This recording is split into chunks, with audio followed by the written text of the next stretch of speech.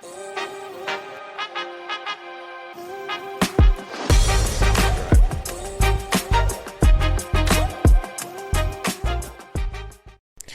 going on, everybody, and welcome back to the podcast. It's your girl, Shelly Nicole, with Drinks After Work with me, Shelly Nicole.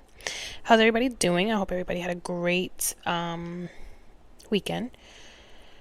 It was like an okay weekend.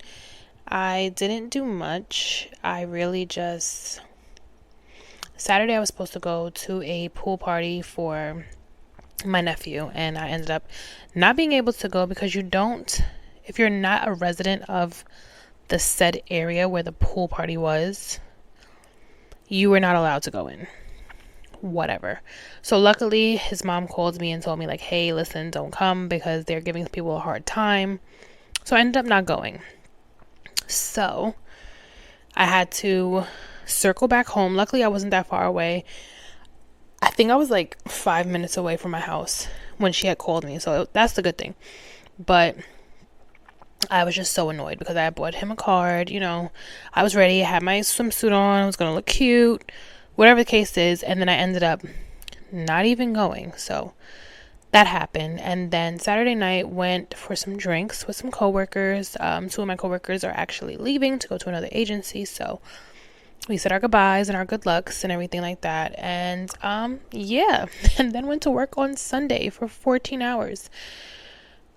Can I say that I'm exhausted? Yes, I'm exhausted. And did the same thing today. So, but it's for good reasons, trying to stack up the money as much as possible, get everything that I have to get done, pay your bills.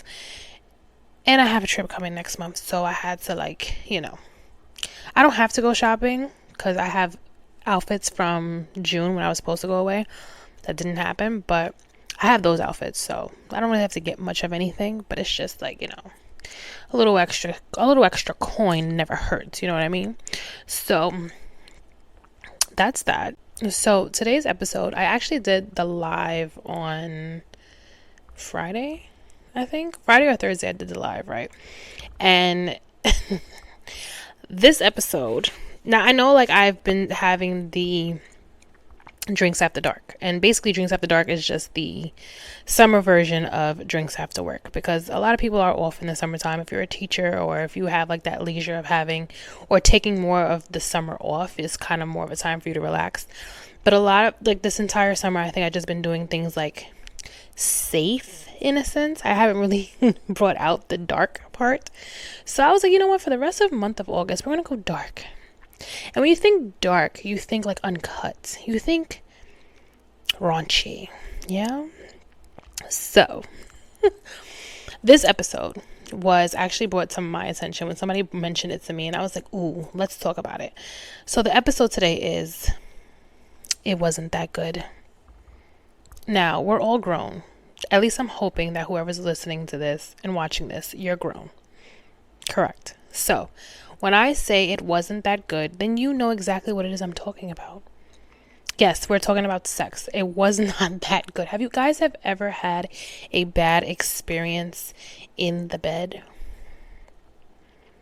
And it was just really? Now, I know this is not Christian of me to be talking about this. But again, we're going to keep it cute. We're going to keep it real cute. We don't have to get all into too much detail, okay? But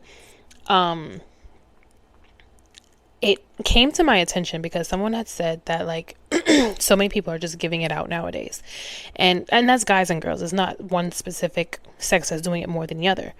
But this guy has said to me that he had sex with, I think, 4 or 5 different girls this summer. Bless his soul, because what? I can't relate. I can't relate on any spectrum. It's been closed shop this summer. So he said he had sex with 4 or 5 girls, and he was like, if I had to rate them between a 1 to a 10 out of the 4 girls, I think it was 4 girls, maybe 5, I don't know. I'm gonna say 5. Out of the 5 girls, he gave 3 of them 1s, and then the other 2 were 10s. So in my head, I'm like, what qualifies for someone to be a 1 will qualify someone to be a 10. And had I ever had someone who was a 1 or like a 2, and I have, yes, I've had a, I've had a 2, and I give him a 2, like I said on the live. Like, this is nothing that I'm not saying that I already didn't say. I'm not going to name drop, so don't ask me who was it or where they're from. I'm not going to do that. But I've had a 2 before, and I was just like, I didn't know that it was a 2 until after. Like, after I noticed, like, okay, well, why am I not being able to do anything? Why is he always doing something to me? And again, we're keeping it peachy as much as possible. But why is it like he's always saying hello to my parts, but I can never say hello to his? And why am I never introduced to the train, but and he never tries to pursue the tunnel? Told you I'm keeping it PG. Work with me now, okay? And I'm just like, okay, so why is that not the case? It wasn't until I saw the size of the train, and I was just like, oh, well then. That's I think Thomas the Train is actually bigger than the train he had. So I was a little shook. I was a little taken aback, but I did end it. I did. We didn't continue talking. It was kind of like and it then brought me to the question of, is sex so important in a relationship? And honestly, I want to say yes. Like, some people will honestly sit here and say that it's not.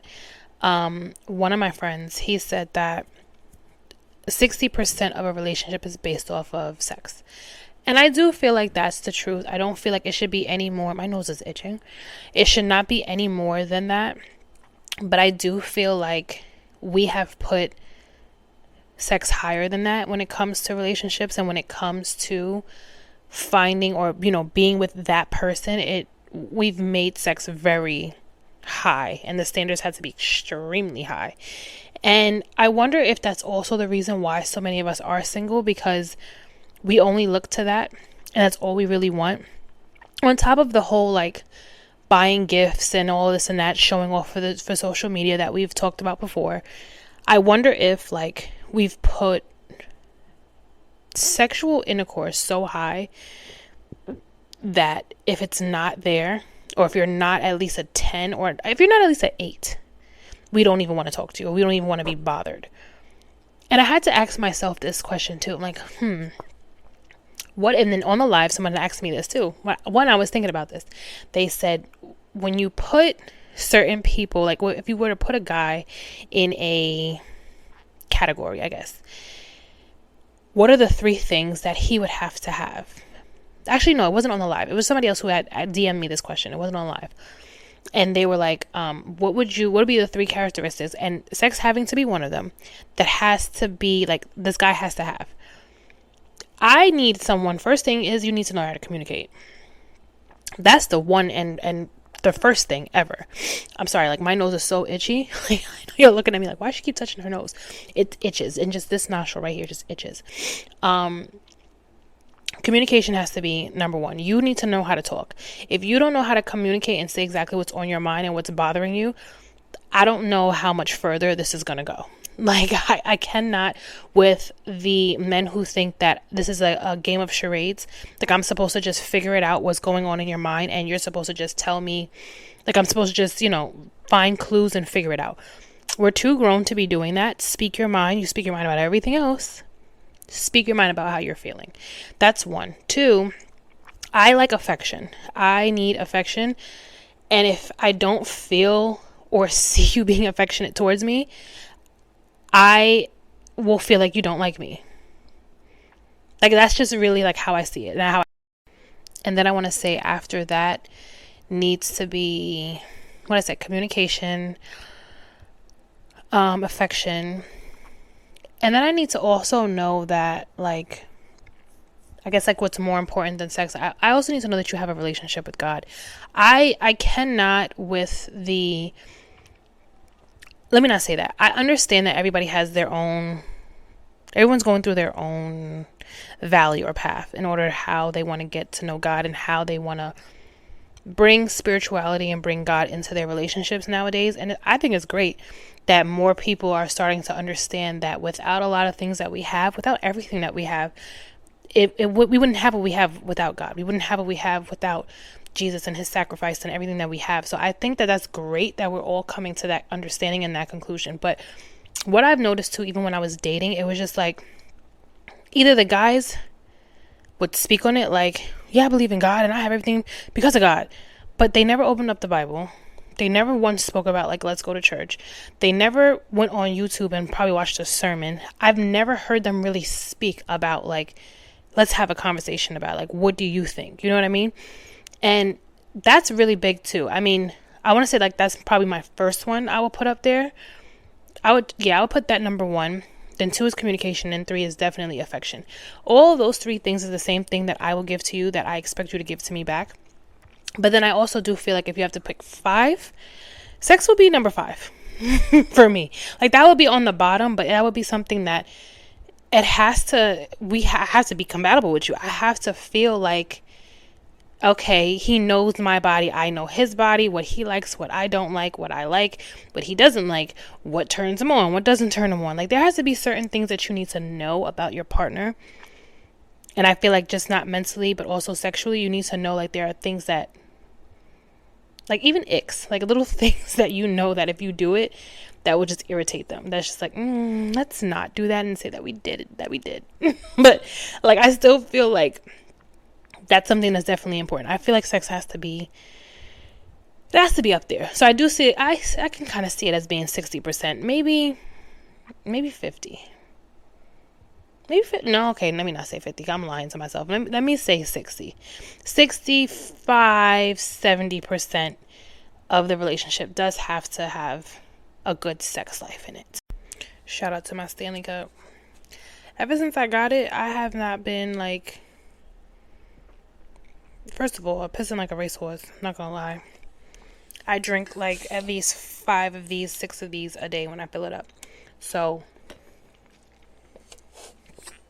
shout out to my cousin for getting this for me for my birthday.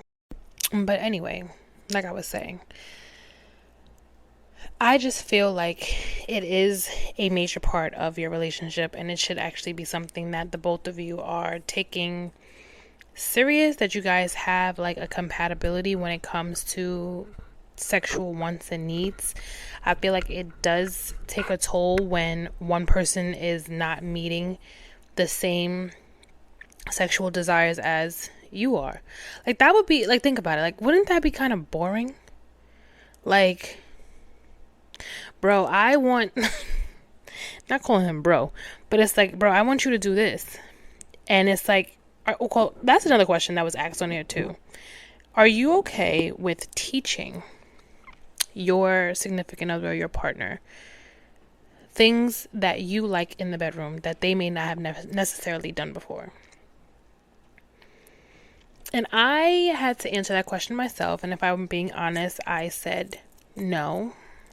Because I kind of want you to like have this idea of like, this is what I know her body. Like I said, like I know her, I know her body. This is what I like. This is what I know she likes. So let me do it. But there are people who actually have to like learn their person. Someone else said, who said it? Was it Mr. Walker? Mr. Walker podcast. Go check him out. He's on YouTube as well. Mr. Walker, he said that he didn't think that it was okay for the, what he said? Something about like, if the sex is too good the first time, then it's not going to last. And at first I'm just like, wait, huh? Like, isn't that something that you want? You want the sex to be great the first time? He was like, no, you don't want it to be great the first time, because if it is, you have nothing else to look forward to. You already know how this person performs. Whereas I guess if you get someone who you have to teach, it's completely different. Now, again, it's everyone's personal. How you choose to go about your sexual life is how you choose to go about your sexual life. This is a judgment-free zone. What you do in the bedroom and who you do in the bedroom with is not my concern. But all I'm saying is, I don't know if I really want to teach someone. Like, you should know, like I said, you should just know my body. After a while, you're going to get to know my body. After a while, you're going to know, okay, if I kiss her here, this is like, that's her little spot. If I rub her here, she gets chills. If I do it, same thing for us. If I rub my nails like up his back, that makes him feel like this. If I pull his ear, or if I touch his ear, that makes him act like that. There's just certain things I feel like after a while, like when you're dating, you just start to get to know like certain touches, certain areas that's like, okay, this turns him on, that turns her on. And then I guess it resonates into the bedroom. I could be the only one thinking this, but this is just my idea. This is just my thinking. So going back to like the guy who was a 2 for me, I didn't feel it. And honestly, this is me thinking about it now. Even when me putting my own theory to practice, at the time, I didn't really put the two together. Like, kissing was okay. It wasn't bad, but I didn't feel anything. You know what I mean? Like, you know what I'm talking about when I say you didn't feel anything. Like, that spark wasn't there. Like, it was there, but it wasn't like 4th of July fireworks, if you get what I'm saying. Then it was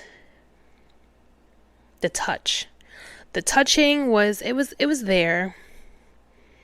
A little bit here and there, but it's like he didn't know how to just like, even like an arm caress. He didn't know how to do that properly. At least for me.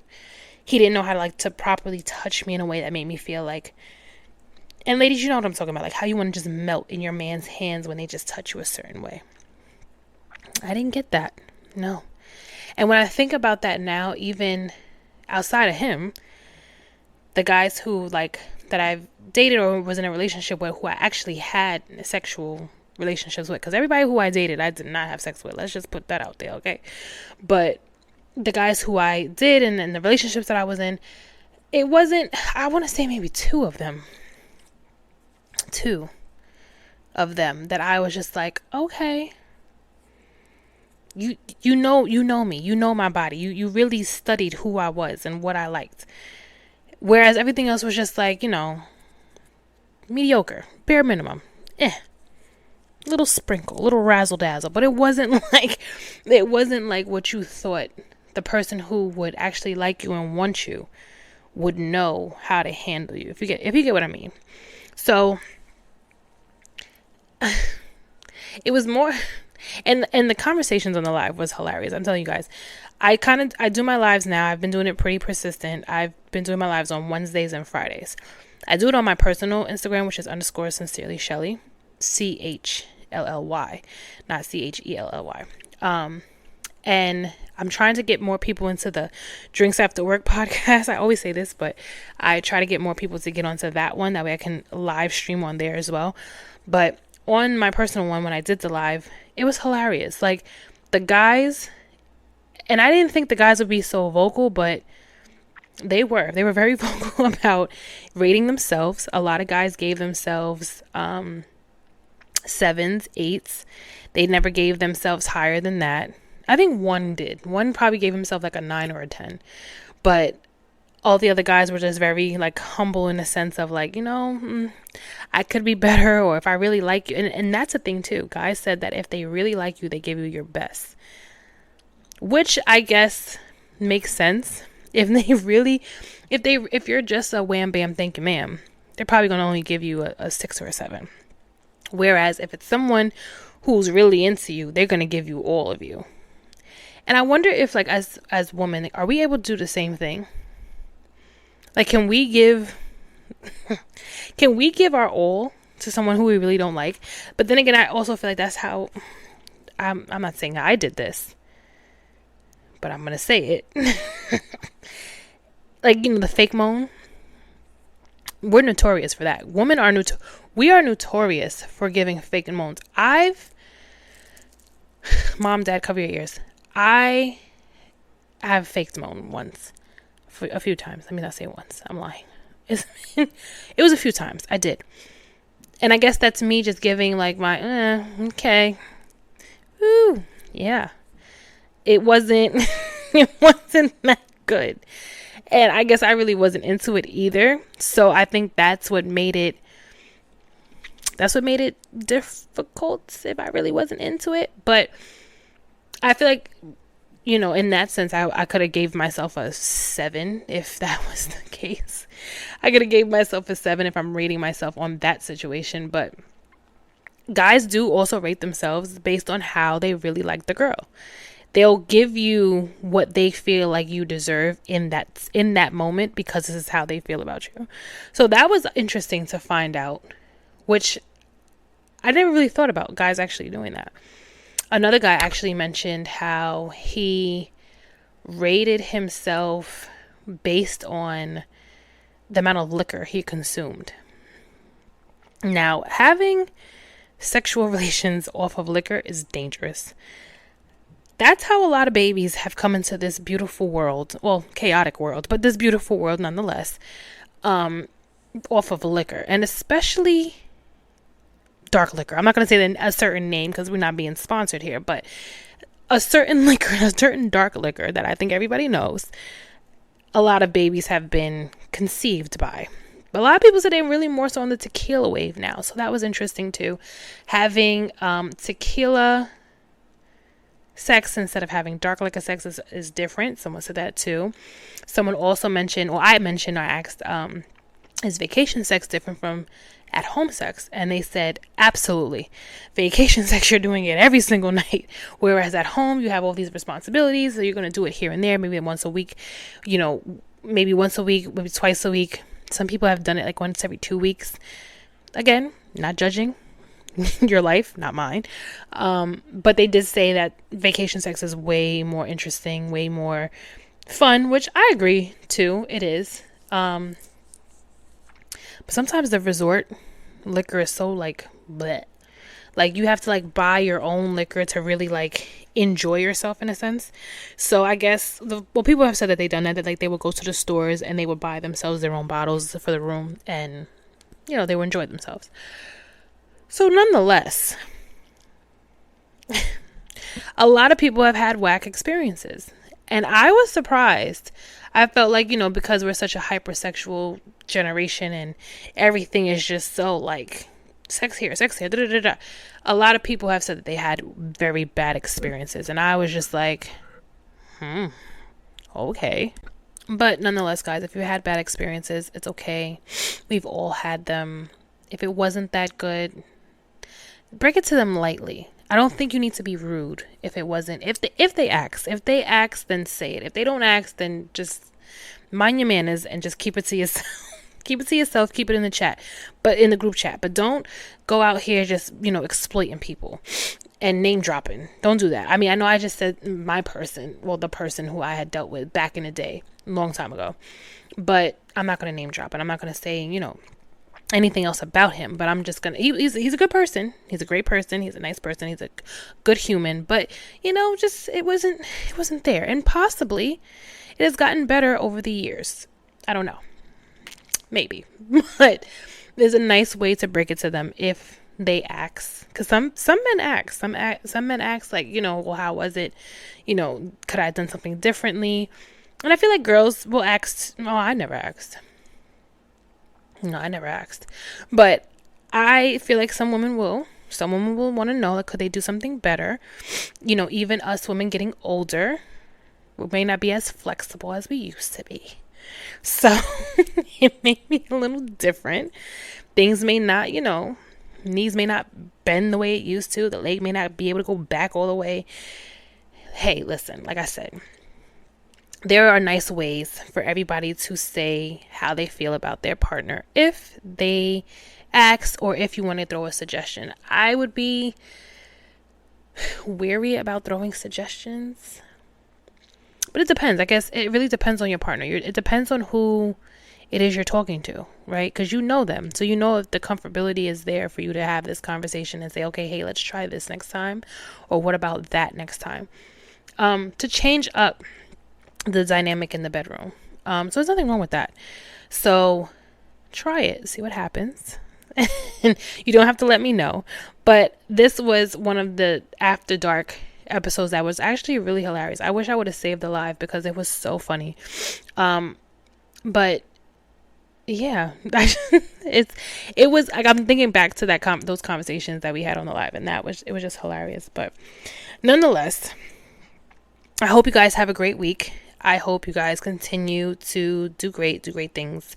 Keep praying, keep putting God first, and I will be back next week with another episode. It may be another After Dark episode. It may be it's going to still be another dark After Dark. Speak, Michelle. It's going to be another After Dark episode. Who knows what it will be about first, but whatever. We're going to roll with it. I have so many things to talk about. But nonetheless, I thank you guys for watching. Make sure you guys like, comment, and subscribe. And make sure you guys tune in every Monday at 6 p.m. for the new episodes that are coming out. And if there is anything that you guys want to talk about, please let me know on Instagram. I'm always welcome to hear what you guys want to talk about. I'm always welcome to hearing, what's new, which I want to talk about, what's going on. So I thank you guys for watching. I thank you guys for listening. Have a good week. Leave whatever happened today into today. Don't bring that shit into tomorrow, okay? Love you. Bye.